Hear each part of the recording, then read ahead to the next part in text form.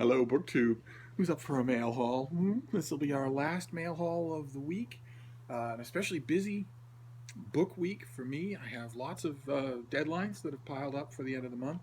And also, the changing of the month is when I change my I don't know if you can see it. Here you go. My work bookshelf, that top shelf underneath the painting, uh, is the current month, which all the books move up a month, and that top shelf is the current month of new releases. And that all has to be changed, and that's not just a matter of moving galley copies, that's a matter of winnowing out doubles and winnowing out dead weight, the stuff that I'm certainly not going to pay any attention to. And also once that's all done and the huge it'll be 100 books is the final product, then you have to go through that, because what I like to do is organize the reader copies from left to right in terms of ascending date of publication in the month, so that uh, the first week of August is the earliest books to the left, and it goes forward to the end of the month. And the reason that I like to do that isn't so much because I think really that publishers are all that punctilious, except for really big embargoed titles, but rather because a lot of those books are going to be viewed on Open Letters Weekly, the the uh, the frequently changed venue of Open Letters Monthly, the literary journal where I am the managing editor. And on Open Letters Weekly, unlike in a lot of other of my venues, uh, I'm perfectly free to tear a book to shreds if I want to. Uh, that Whether or not you do that in a review is up to your editor. Uh, I have 5 paying editors right now, and of those 5, 3 of them run book pages in which their philosophy is, rather than give the space, which is always at a premium, to a bad book or a mediocre one and have you tell our readers that it is bad or mediocre. Instead of doing that, what I want to do with this space is praise the good and let the rest go, hunting for its own attention. And although I myself have a different editorial philosophy, I totally understand why they have that thought, and I totally agree with it. It's their page. Your editor is the one who decides what their page is going to be like, and there's an argument to be made for such a philosophy. Unless you're, uh, a big A-list paper of record, if you're the New York Times or the Wall Street Journal, then you have to notice with even-handedness the bad and the good. But if you're a smaller venue and you're just looking at the available space that you have, no, you don't have to do that. And the reason that I mention that is because on Open Letters Weekly, it's me. I'm not. It is my coverage. I'm not pleasing some other editor. So I can tear a book apart. And the reason that freedom becomes important when it comes to arranging the books by date is that it's not, even if I hate a book, it's not really fair to an author to tear their book apart 3 weeks or 2 weeks before it's even available to the public. That's not really fair. That's an abuse of that's an abuse of any kind of platform that you might have.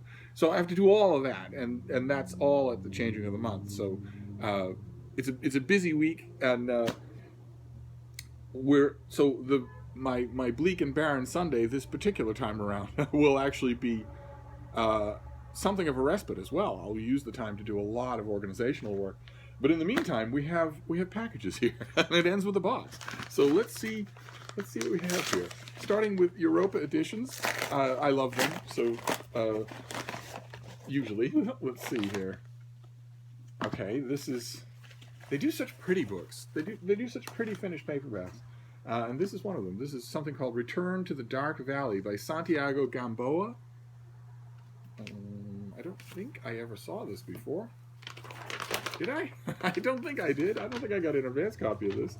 The only thing that I don't like about Europa editions is that in the pub sheets, their opening pub sheet is always devoid of useful information. It's just blurbs, or even sometimes just a reproduction of the title of the title and the author, which you have to go hunting for the stuff that you need. See, the second page is a summary and blurbs. Still not what I need. I need the release date. There we go. On the third page, this comes out in late September, and the author is doing a fair amount of press. And the author is a novelist and short story writer and journalist who was born in Colombia in 1965. And his American debut, published by Europa in 2012, was the novel Necropolis. Oh, Necropolis was really good. Oh, okay, great. So what have we got here? Return to the Dark Valley. This young woman is waiting for a bus that I have a suspicion is not going to come. So, what have we got here? A mind-expanding and mesmerizing feat of storytelling. This book is a tale of dislocation, the violent urges that can bring about regeneration, and the impossibility of return. You're certainly not going to return if you're sitting on your satchel waiting for a bus on a sandbar. Spanning 3 continents and 2 centuries, the scope of Santiago Gamboa's new work places him squarely in the tradition of Roberto Bolaño, Clarice Lispector, and his compatriot Gabriel Garcia Marquez. Okay. All right, well, at least now I know what tradition he is squarely in the heart of. Oh my. All right, let's move on. Let's move on. Let's see, what is this next one? Finished copy of something. Okay, this is not something that I requested. And it's by Ethan Nichtern. Also comes out in mid-September.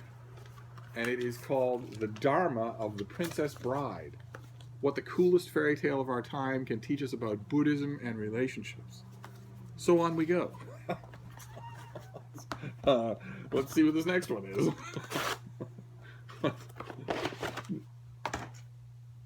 Okay. Why? This is also not something that I requested. This is from 7th Street Books. This is called Bloody Black Flag by Steve Goebel.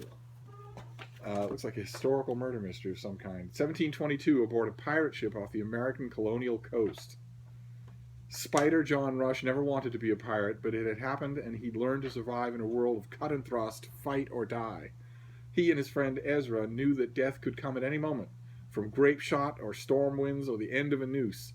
But when Ezra is murdered in cold blood by a shipmate, Spider vows revenge. On a ship where every man is a killer many times over, how can Spider find the man who killed his friend? There is no law here, so if justice is to be done, he must do it. He will have to solve the crime and exact revenge himself. Okay, so it's a pirate murder mystery set on board a pirate vessel. It's just just slightly a strange mail haul. So let's move on. This thing is gigantic. This could be the... What is this?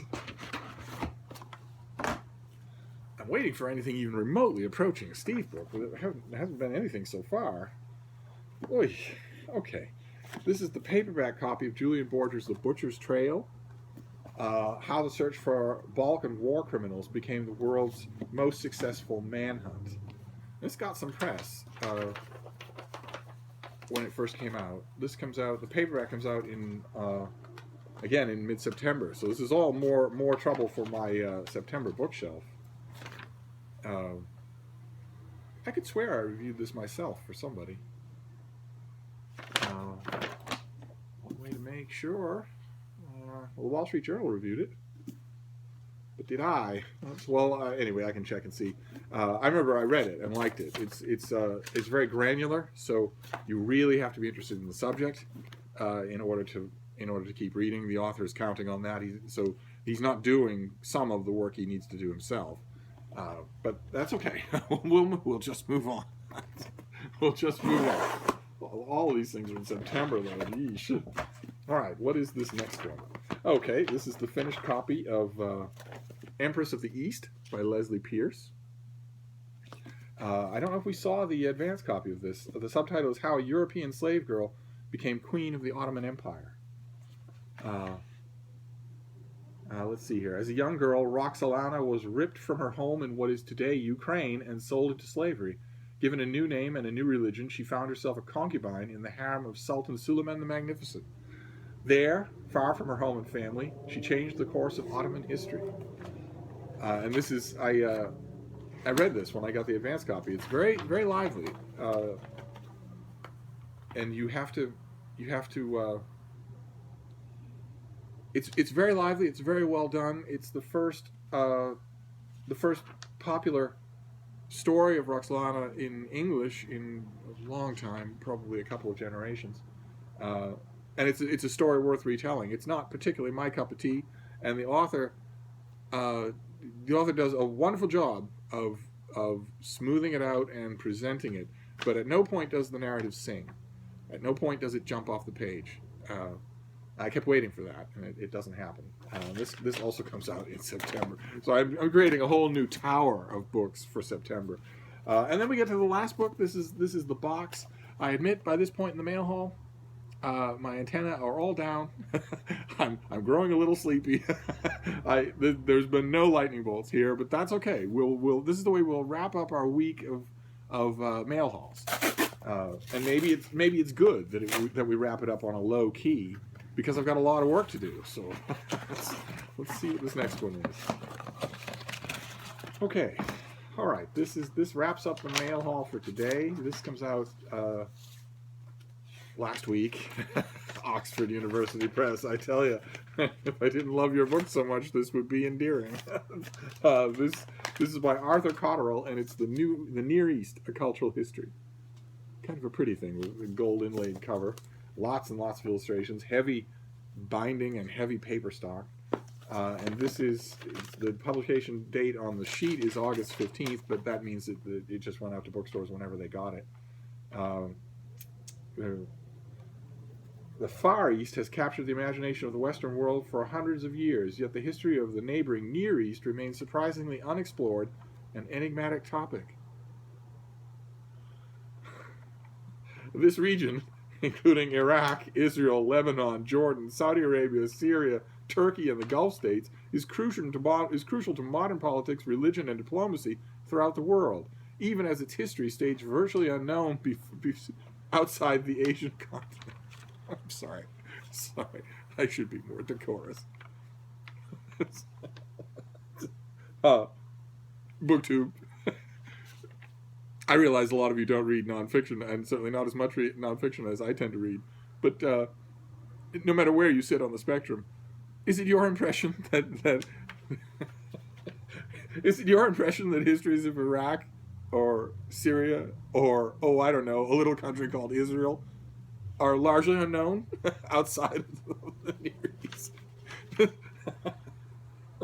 Do the histories of those countries strike you as surprisingly unexplored and enigmatic?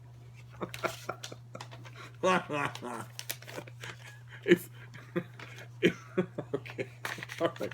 In 2017, so far, just in 2017, and just me alone in this apartment, I have received probably 60 histories of those countries alone, let alone all the others. So in 2017, in the English-speaking world, the UK and America combined, in 2017 alone, there have been perhaps 70,000 books published on Israel only. But it doesn't matter. Arthur Cotterill is going to take us into the Near East, voyaging into unknown territory. And it's 100 pages long. All right, so there are mail hauls and there are mail hauls, right? We can't expect every one of them to have Lizzie Hardwick. So this is the Near East, which finally shed some light on the history of Israel. Then Empress of the East, a very good story from Ottoman history, deserves a book of its own. So I'm glad to see it. I wish the book. I don't know. I wish that the author hadn't thought that most of the job was simply to tell the story. I don't know. Then The Butcher's Trial, this is the paperback release, and then The Bloody Black Flag, about a murder mystery on board a pirate vessel. Then The Dharma and of the Princess Bride, what the Princess Bride has to teach us about Buddhism. It's the answer to that question is, quote, precisely nothing, unquote, but we've got a whole book on the subject. And then Return to the Dark Valley, by the author of Necropolis. So that actually, believe it or not, even though it's not only fiction but foreign fiction, that is at the top of this list. It's not a very competitive list, I'll grant you that. But and that ends our mail hauls for this week, and then starting on first thing on Monday, we go to the wrap up of the month. Can you believe it? The summer will be over. But anyway, we'll be plenty of videos between now and then. So I'll wrap this dud fest up, and I'll see you soon. Thank you, Booktube.